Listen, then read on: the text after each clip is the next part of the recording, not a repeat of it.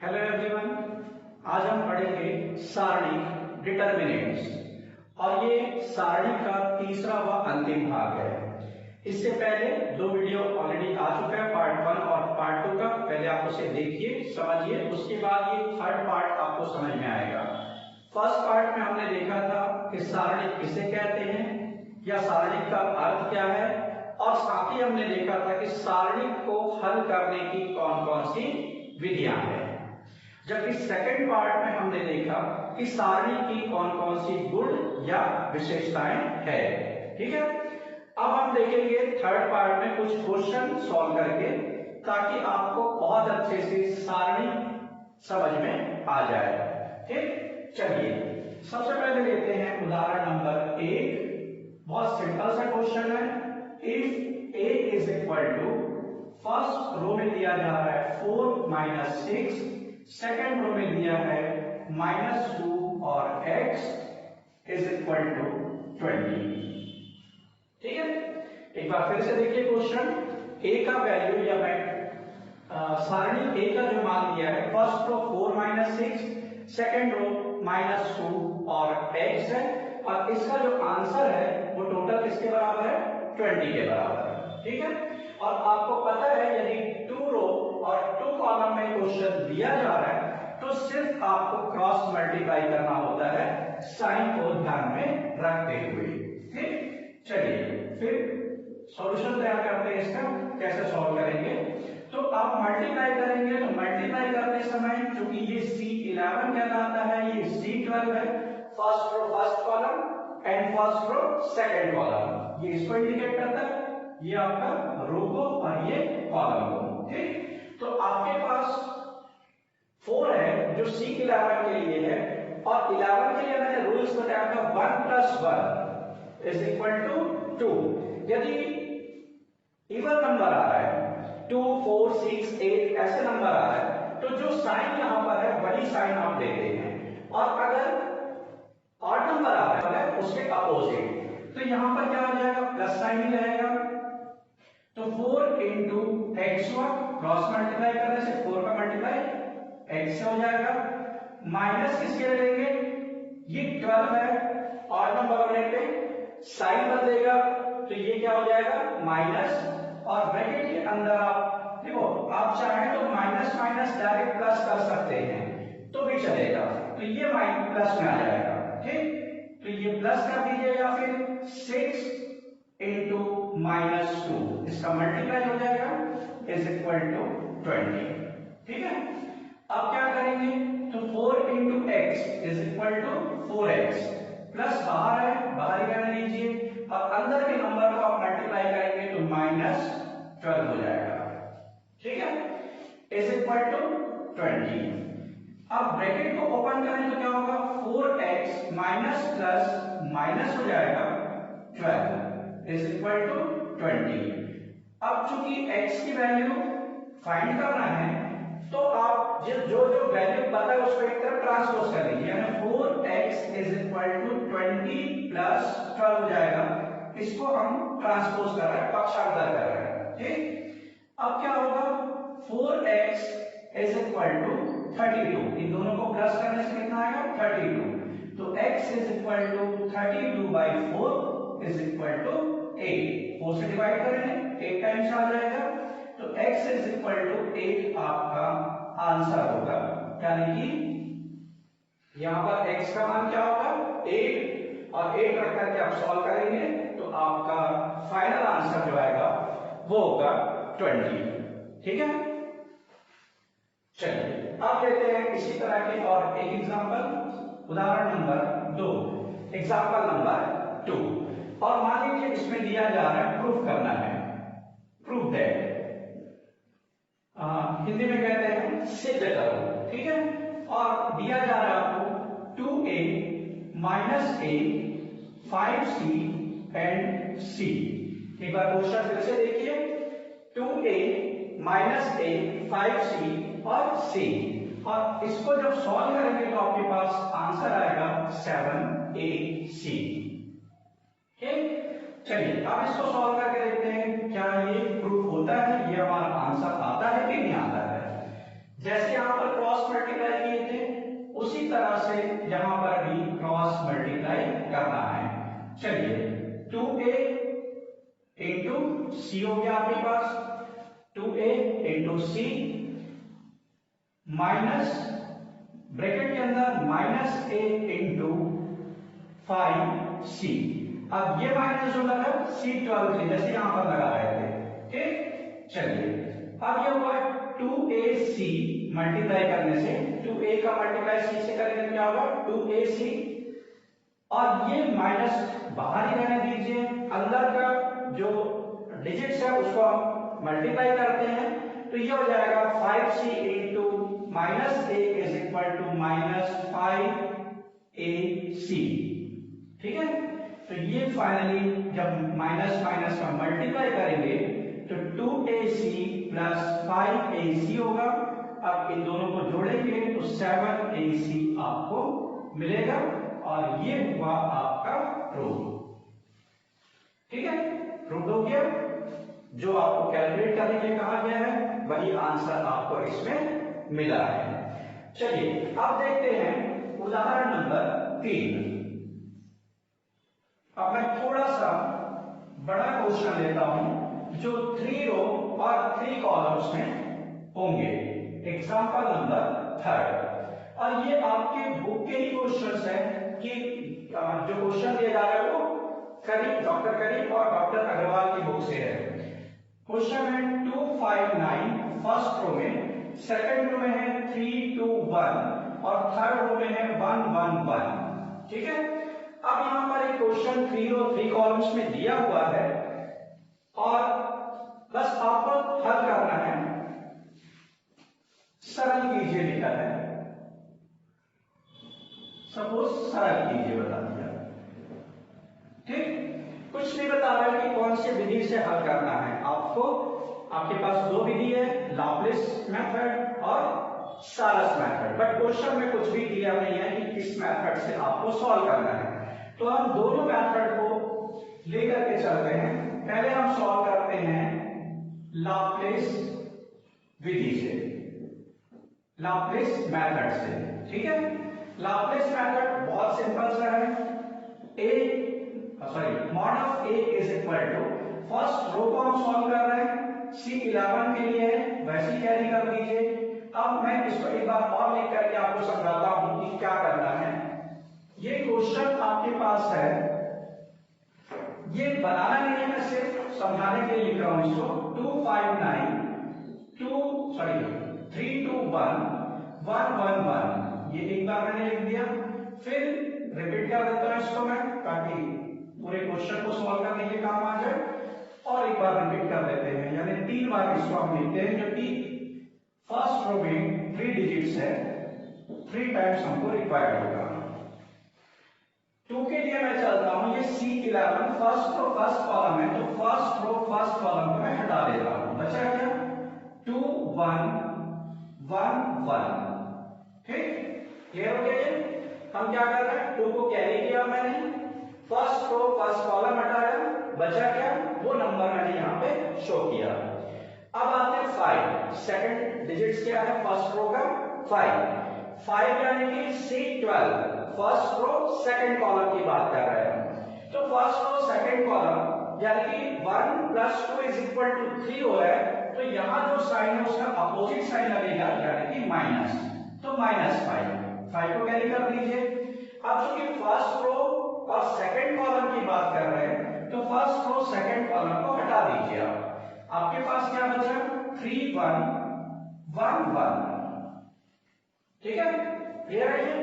अब आते हैं C13 यानी कि 9 की वैल्यू की बात कर रहे हैं, तो C13 1 + 3 13 होगा, 4 हो रहा है, 4 हो रहा है तो कौन सा साइन आएगा प्लस साइन, तो +9 हो जाएगा यहां पे। और हम फर्स्ट रो थर्ड कॉलम की बात कर रहे हैं, तो फर्स्ट रो और थर्ड कॉलम को आप हटा दीजिए, आपके पास बचा 3 2 1 1, ठीक। अब इसकी आवश्यकता नहीं है मेरे ख्याल से, इसको मैं हटा देता हूं। अब देखेंगे मॉड ऑफ a = 2। अब इनका जो है क्रॉस मल्टीप्लाई होना है तीनों में, ठीक है। तो क्रॉस मल्टीप्लाई करते हुए चलते हैं। 2 into 1, ये क्रॉस मल्टीप्लाई हुआ, 2 into 1 minus 1 into 1, ठीक। ब्रैकेट के बाहर -5 है, ब्रैकेट के अंदर 3 into 1 minus 1 into 1 आ जाएगा, ठीक।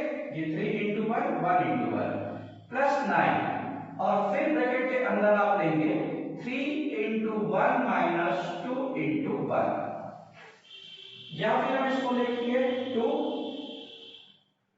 ब्रैकेट के अंदर 2 into 1 2 minus 1 into 1 1 minus 5, bracket के अंदर दिया हुआ है 3 into 1 3 minus 1 into 1 minus 1, bracket के बाहर 9, फिर आप लेंगे 3 into 1 3 minus 2 into 1 2।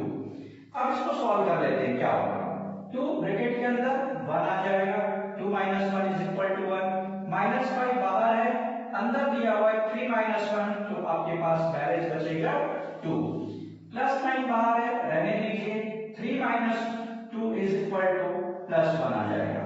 अब इसको सॉल्व करेंगे तो ये होगा 2 into 1 2 minus 2 into 5 minus 10 plus 9 into 1 plus 9। अब ये प्लस में तो दोनों मिला के कितना हुआ, 11 minus 10, यानी कि मॉड ऑफ a की जो वैल्यू है वो आपके पास आया 1। ये आंसर इसके कौन सी विधि से आ रहा है, किसके बेस का है, लाप्लास मेथड से। अब इसी क्वेश्चन को हम हल करते हैं सारस विधि से, सारस मेथड से।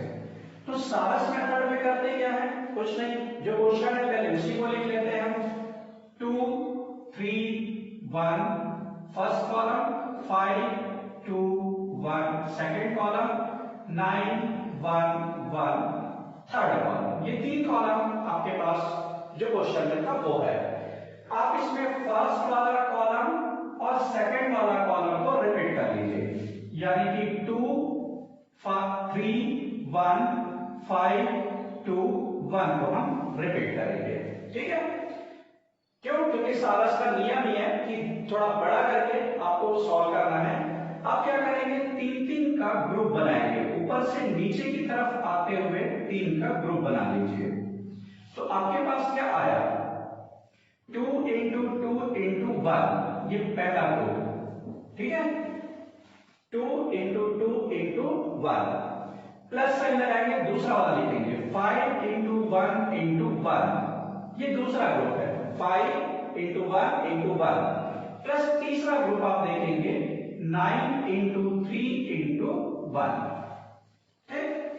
मल्टीप्लाई कर लीजिए, गुणा कर लीजिए, 2 into 2 4 4 into 1 4, प्लस साइन है, प्लस लगा दीजिए, 5 into 1 5 into 1 5, अगेन 5 आ गया आपके पास, 9 into 3 27 into 1 27 27। अब इसका टोटल लगाएंगे तो ये हो गया 4 plus 5 9 9 plus 27 36। तो पहला आंसर आपको मिला 36 के रूप में, ठीक है। क्लियर हो गई है। इसी नंबर को फिर से लेंगे हम, यानी कि 2 3 1 5 2 1 9 1 1 2 3 1 5 2 1। ये आपका क्वेश्चन है, ब्रैकेट के अंदर भी दिया है, बाहर जो दिया उसको हमने एक्स्ट्रा लिया है नियम के अनुसार। अब पहले हमने ऊपर से नीचे की तरफ लिया, तो अब नीचे से ऊपर की तरफ 3 का 3 ग्रुप बना लीजिए, 3 ग्रुप बनेगा इसमें। तो अब क्या होगा, 1 into 2 into 9 पहला ग्रुप हुआ, प्लस कर दीजिए इसमें, प्लस 1 into 1 into 2 दूसरा ग्रुप हुआ, और तीसरा आ गया 1 into 3 into 5 plus 1 into 3 into 5। ये 3 ग्रुप आपके पास हो गए। यहां पर फिर से मल्टीप्लाई कर कीजिए इसको, 1 into 2 2 2 into 9 18 हो गया, ठीक। 1 into 1 1 into 2 प्लस साइड पे है, प्लस 2 आ गया, फिर प्लस साइन लगा करके 1 इंटू 3 इंटू 5 15 15 हो गया। तो ये आपका टोटल होगा 18 प्लस 2 20 20 प्लस 15 35। ये 35 जो मेरा आंसर है, ये दूसरा आंसर आया मेरे पास। ठीक है, अब इक्वेशन फर्स्ट एंड सेकंड से समीकरण पहला और दूसरा से लेते हैं। तो पहले वाले नंबर से दूसरे वाले नंबर को आप घटा दीजिए, तो आपके पास जो आंसर आएगा वो कहलाएगा 1 आंसर। तो ये आपका 1 जो है वही आंसर आया जो यहाँ पर दिया हुआ है। तो आप किसी भी मेथड से बनाइए, चाहे सारस मेथड से सॉल्व कीजिए, चाहे आप लाप्लास मेथड से सॉल्व कीजिए, क्वेश्चन का आंसर वही आएगा। ठीक है, क्लियर हो गया जी? हमने दोनों मेथड से भी क्वेश्चन सॉल्व कर लिया काज। एक और हम बनाते हैं जो हमने सेकंड पार्ट में देखा था, उनकी विशेषताओं से संबंधित था वो, और उसी से रिलेटेड एक क्वेश्चन सॉल्व करके हम देखते हैं। ठीक है, चलिए अब इसको हटा दें। एग्जाम्पल नंबर 4, एग्जाम्पल नंबर 4, इसमें क्या दिया है आपको? फर्स्ट रो में दिया जा रहा है 1 1 1, ये फर्स्ट रो है। सेकंड रो में दिया है ए बी और सी। ठीक है, जबकि थर्ड रो में दिया जा रहा है बी प्लस सी फर्स्ट वाले में, सेकंड वाले में दिया है ए प्लस सी, और थर्ड वाले में दिया जा रहा है आपको, थर्ड वाले में ए प्लस बी। ये 3 आपके पास दिया हुआ है। ठीक, क्लियर हो गया ये? अब इसको सॉल्व करना है आपको। क्लियर, इसको क्या करना है? हल करना है। अब यहां पर जो मेरा लाप्लास मेथड था या जो मेरा सारस मेथड था वो हम यूज नहीं करेंगे, बल्कि इसको इनकी विशेषता के अनुसार हल करेंगे।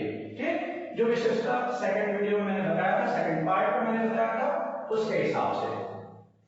तो हम इसमें एक काम करते हैं, इस क्वेश्चन में दूसरे स्तंभ में, सॉरी दूसरे पंक्ति में तीसरे पंक्ति के संख्या को जोड़ने पर मतलब रो सेकंड में रो 3 को हमको ऐड करना है। ठीक है, उसी नंबर को ऐड करना, बाकी वैसे ही रहेगा। तो हम इसको लिख सकते हैं 1 1 1, ये हमारा फर्स्ट रो था। ए मुझे दिया हुआ है, प्लस मुझे करना है बी प्लस सी, ये 3 हो गए मेरे पास। ठीक है, सेकंड वाले में क्या होगा? ए प्लस सी प्लस बी, ये 3 संख्या हो गई फिर से मेरे पास। या वापस आप ए बी सी भी लिख सकते हैं, क्योंकि प्लस कर रहे हैं तो आगे पीछे करने से कोई दिक्कत नहीं है। तीसरा आपके पास आ गया 1, और ये हो जाएगा ए प्लस बी प्लस सी। ये सेकंड रो कंप्लीट हुआ आपका। हमने क्या किया? ए में जोड़ दिए बी प्लस सी को, बी में जोड़ दिए ए प्लस सी को, सी में जोड़ दिए ए प्लस बी को, और तीसरा वैसे ही रहेगा बी प्लस सी हमारे पास जो था, ए प्लस सी ये भी दिया हुआ है, और ए प्लस बी ये भी दिया हुआ है। ठीक, तो जो नंबर्स थे उसको हमने कंटिन्यू किया। अब क्या करेंगे? अब ये जो कॉमन है आपके पास, ये तीनों में सेम है, ए प्लस बी प्लस सी, ए प्लस बी प्लस सी, भले आगे पीछे लिखा तो वो तो वही रहेगा, ए प्लस बी प्लस सी। तो इसको हम कॉमन ले लेते हैं, तो क्या कर सकते हैं? ए प्लस बी प्लस सी ये हमने कॉमन लिया, और 1 1 1 को वैसे ही रहने दिया हमने, और यहां पर कुछ नहीं है तो क्या होगा? 1 1 1 आ जाएगा। क्यों 1 1 1 रहेगा? क्योंकि अगर आपने 0 लिया तो कोई भी नंबर 0 से मल्टीप्लाई करूंगा, मैं इसको 0 से मल्टीप्लाई करूंगा तो क्या होगा? 0 हो जाएगा यहाँ पे। तो मुझे क्या रखना पड़ेगा? a प्लस बी प्लस सी को मैं 1 से मल्टीप्लाई करूंगा तो वही नंबर मिलेगा मुझे। ठीक, इसलिए क्या आएगा यहाँ पर? कॉमन लेने के बाद 0 नहीं होगा, 1 1 1 आएगा। यहाँ पर लास्ट रो में दिया है b प्लस सी, ठीक, फिर a प्लस सी और फिर a प्लस बी, ये मेरा कंप्लीट हुआ। उभय लिस्ट लेने पर यहां पे लिख दीजिए a प्लस बी प्लस सी उभय निष्ठ लेने पर, ठीक है। अब उभय निष्ठ लेना मतलब आपने क्या किया, आपने कॉमन ले लिया, उसको बाहर निकाल दिया उस नंबर को। अब क्या करेंगे, तो अब हमारे पास दो रो में फर्स्ट रो और सेकंड रो जो है वो आप देखेंगे दोनों में सेम नंबर है। फर्स्ट रो में 1 1 1 दिया तीनों में, तीनों कॉलम में, सेकंड रो में भी आपको 1 1 1 दिया है तीनों कॉलम में, ठीक है। और हमारा जो नियम कहता है वो ये कहता है कि अगर 2 रो या 2 कॉलम कंटिन्यूएशन में सेम नंबर हो तो ऐसी स्थिति में उस सारणी का, उस डिटरमिनेंट का जो वैल्यू आएगा वो 0 आएगा, ठीक। तो हम क्या करेंगे, यहां पर हमारे पास ऑलरेडी यहां पर नंबर है a plus b plus c और इसको हम मल्टीप्लाई करेंगे किससे, 0 से। गुण या विशेषता क्रमांक 4 के अनुसार। ये मैंने आपको पिछले वीडियो में बताया था विशेषता, उसमें ये हमने नोट किया था चौथे नंबर पे, ठीक है। तो 0 हो गया, तो यहां पर क्या होगा, इज इक्वल टू किसी भी नंबर को 0 से मल्टीप्लाई करेंगे तो हमारा आंसर जो आएगा वो 0 आएगा, ठीक। तो ये 0 हो गया यहाँ पे। कहने का मतलब ये है कि इस सारणी को जब हम हल करेंगे तो हमारा आंसर 0 मिलेगा, ठीक। इसी तरह से क्वेश्चन आप सॉल्व करते जाइए। मेथड यही रहेगा, क्वेश्चन के जो नंबर्स हैं वो चेंज होंगे, बाकी बनाने का तरीका यही रहेगा, ठीक। और भी क्वेश्चन यदि आपको सॉल्व करना है तो डॉक्टर करीम और डॉक्टर अग्रवाल के द्वारा लिखी गई पुस्तक व्यावसायिक गणित का आप उपयोग कीजिए, ठीक है। Okay, thank you.